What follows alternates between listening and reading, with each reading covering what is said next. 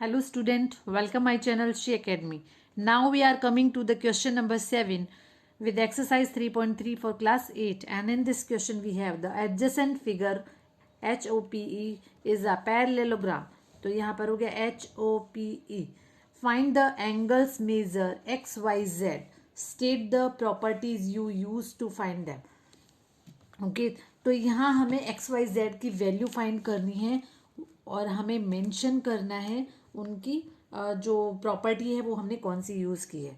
ठीक है, तो हमें यहाँ पर x की वैल्यू फाइंड करनी है, y की वैल्यू फाइंड करनी है और z की फाइंड करनी है.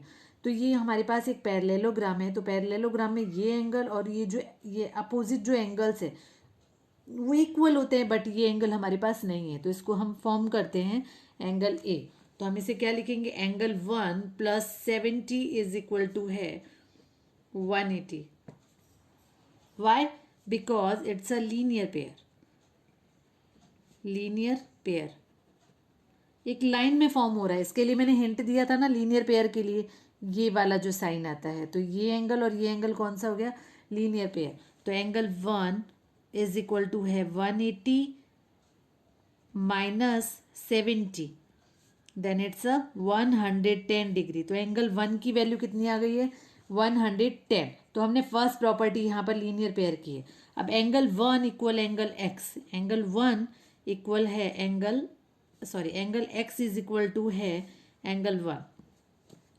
Reason beings opposite angle. Opposite angles are equal. Clear? Now angle 1 is 110, then angle x is 110. Okay, तो ये हमारे पास एंगल x की वैल्यू फाइंड हो गई है. क्लियर? तो अब हमारे पास ये x है. अब ये एंगल और ये एंगल, हम देखो यहाँ पर ये नेसेसरी नहीं है कि जो मैं फाइंड, जिस मेथड से मैं फाइंड कर रही हूँ आप उससे फाइंड करें. आप इसको दूसरे अदर वे से भी फाइंड कर सकते हैं अगर आपके पास वैल्यू आती है तो. ठीक है, अगर आपको प्रॉपर्टीज़ मालूम है तो आप यहाँ से कोई भी वैल्यू किसी भी रूल से आप इसे फाइंड कर सकते हैं. लाइक अब ये हमारे पास 110 आ गया. ठीक है, अब x की वैल्यू में सॉरी यहाँ पर मुझे अब ये थर्ड प्रॉपर्टी नहीं मालूम है, थर्ड रूल जो एंगल है वो नहीं मालूम है. तो यहाँ पर मैं एंगल 2 इसे नेमिंग दे देती हूँ. तो यहाँ पर देखो अभी क्या बन गया, एक ट्राइंगल बन गया. क्लियर? तो ये हो गया है angle x plus angle 40 plus angle 2 is equal to 180 degree. Why? Sum property of triangle. some property of triangle. Clear? Angle x is 110 plus 40 plus angle 2 is equal to है 180. इसका एक सेकंड वे है वो भी मैं आपको बताऊंगी. तो ये हो गया 150 plus angle 2 is equal to है 180. Then angle 2 is 180 minus 150. then angle 2 is 30.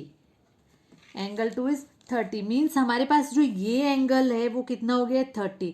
तो अब ये ऑल्टरनेट एंगल हो गया है. देखो यहाँ पर एंगल 2 और एंगल z, ये सॉरी एंगल z, तो ये वाली शेप बन रही है ना, मीन्स ये शेप बन रही है. देखो तो ये एंगल और ये एंगल कौन सा होता है, ऑल्टरनेट एंगल होता है.